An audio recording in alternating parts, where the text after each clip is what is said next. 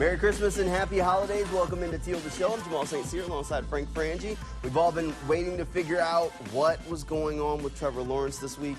He went to the NFL's concussion protocol after last week's game against the Baltimore Ravens. The best news we got today, Trevor Lawrence practiced for the first time this week, which is always good news. And it is good news. With the concussion protocol, you never really know, Jamal. You never know how long you're going to be down. The player doesn't know. We've said this before.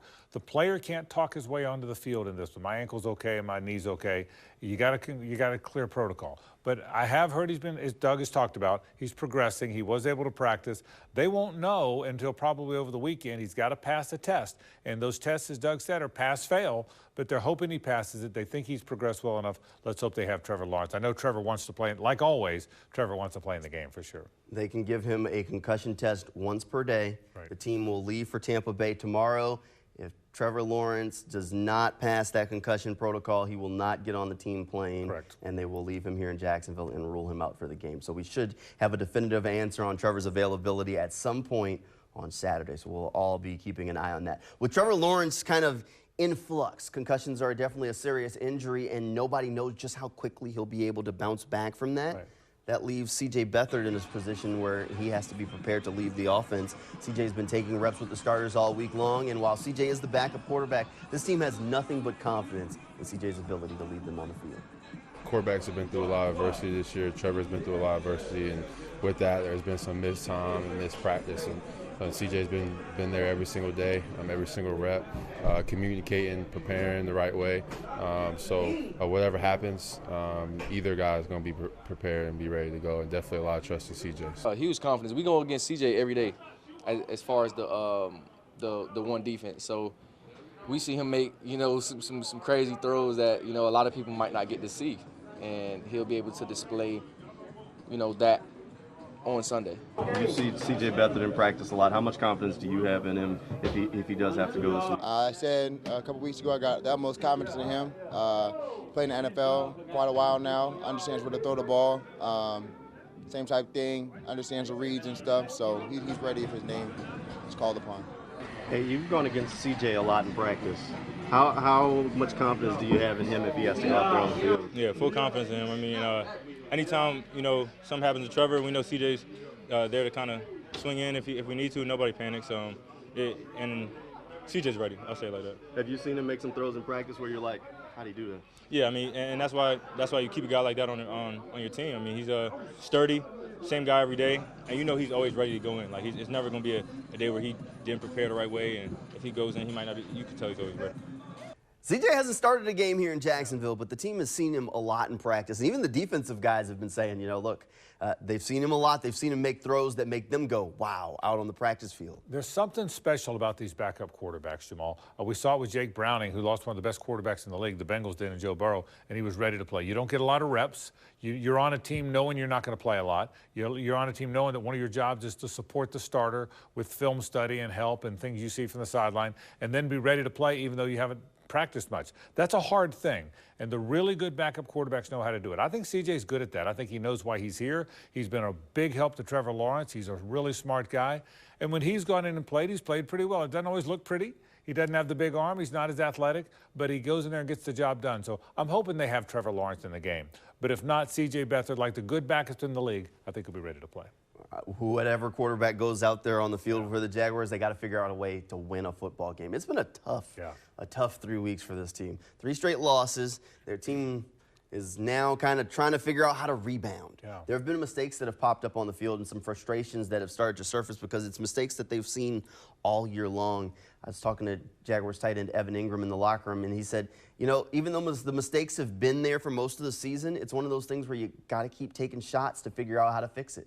Guys miss shots, and right now, we're missing shots, but we're going to keep shooting. And eventually, things are going to fall. So that's our mentality. And obviously, since the urgency is higher, and we're working on the things to continue to get better at those things, but we're going to keep shooting. Eventually, the shots will hit.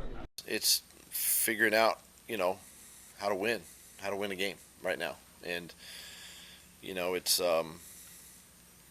everybody has to pay attention to their job and just do what they've been asked to do. Coaches, players, we try to keep it simple so they can play and play fast. We don't go searching for them, but we need to make the ones that that show up and present themselves, and you know, sometimes it may not be pretty, but if you can figure out a way to get it done, you know, it helps you.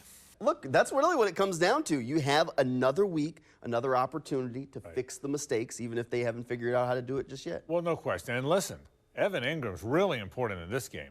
No Christian Kirk, which was a devastating injury. If they don't have Zay, which I don't think they've announced that he's out yet, but I'd be surprised if he plays. You never know. You never know. He could play, he could not play, but he hadn't practiced. If you're down both those guys, now it's Calvin Ridley, Parker Washington, Tim Jones. That's your starters, guys who haven't played very much football. So Calvin Ridley is critically important. And again, if they have Zay, that changes a little bit, and they haven't announced that they're not yet. But if they don't have him, Calvin Ridley is really important, and boy, is Evan Ingram important. So Evan has to have that positive attitude, which he always will have, and that is, let's just keep firing. I think they will. Yeah, big week for the Jaguars. They have to find a way to rebound. They've dug themselves into a little bit of a hole where each game is becoming more and more important at this point. This is a big one, even though it's not an AFC game, even it's just for the record. We'll talk more about the importance of this week's game and what the Jaguars can do to walk out with hopefully a win from Tampa. That's coming up after the break when Teal the Show returns. Welcome back here into Teal the Show. All right, it feels like not that long ago that we were just talking about the Jaguars maybe having the #1 seed in the AFC. All of these playoff dreams and home field advantage dancing around everyone's heads. Well, it seems like that train's come off the tracks a little bit. 3 straight losses, and now the team has to figure out how to not just win the AFC South, but get back on the winning track before it gets too late in the season. That makes this week a hugely important game. It's a gigantic game, Jamal, gigantic game. I've said all along, don't get too caught up. It's a long season, starts in July, ends in February. Every week it's a marathon. Well, we're getting to the end of the marathon now. This game is gigantic. Number one, you're tied. 3 teams are 8-6. The Colts play the Falcons, who I don't think are very good. I think the Colts are going to win. So I think the Colts are going to get to 9-6 this week. You've got to at least keep pace. The other thing is you play the Panthers next week, who I don't think are very good. So I think the Jags are going to beat the Panthers. Right now you still have the tiebreaker if everybody's record stays the same. If you can win this weekend against Tampa, then I think you're going to get to 10-6 because I think you're beating the Panthers. And then if you're 10-6 with the Colts and Titans playing each other, or the Colts and Texans playing each other, I think you're in pretty good shape. But this game is vital. It's the most important game of the year. It's one of the most important games since Doug Peterson's been the coach here. It's one of the most important games since Trevor's been the quarterback here. Gigantic game against the Tampa Bay Bucks in Tampa. We always talk about momentum when it's on the positive side for a team when they've won games straight. I think there's some negative momentum too. Once you've lost 3, if for some reason they dropped this week and then you got 4 in a row, it starts to become tougher and tougher to flip that switch and get back going in the other direction. Well, and not only that, Jamal, but the Bucks have won 3 games in a row. So they're now a confident team. So you have a confident Bucks team that suddenly thinks they're pretty good. They're trying to win a division, and they're playing against the Saints team that wasn't very good last night. So all of a sudden, you got a Bucks team that is confident that they're going to win 4 times in a row and they're going to win their division. So you've lost a little confidence. They've gained a little confidence. That's a tough thing to deal with. It really is. All right, let's talk about some of the things that the Jaguars would need to take care of if they're going to walk out of Tampa Bay with a win on Christmas Eve. One of those things, at least in my mind, is they got to find a way to control Vita Vea.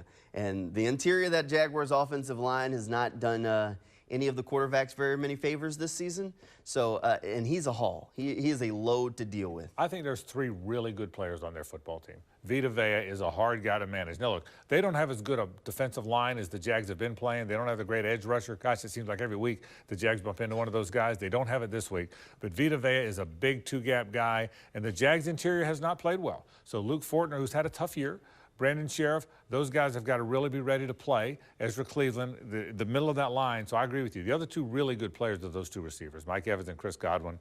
Godwin had 10 for 155 a week ago. Evans is already over 1,000 yards. They've got to control the 2 guys outside and really cover those guys. And you're right. They've got to block Vita Vea in the middle of that line. Those are the 3 best players, in my opinion, the 3 best players on that Tampa Bay team. All right, game's going to be on Christmas Eve, Frank. Do the Jaguars get a Christmas present or a lump of coal in this one?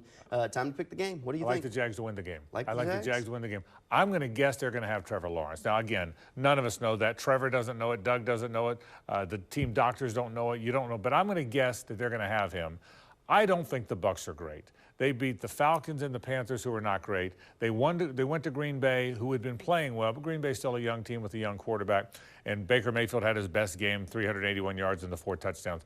I don't think the Buccaneers are a great team. I think the Jags are due to play one of those games where they don't mess up as much, and if they don't beat themselves, they're going to win the game. I'm going to take the Jags on the road in this game. I'll tell you, before today, I was worried that if Trevor Lawrence wasn't going to play. I think him getting out on the practice field is definitely a good sign. I do think he's going to play, like you said, even though none of us really know.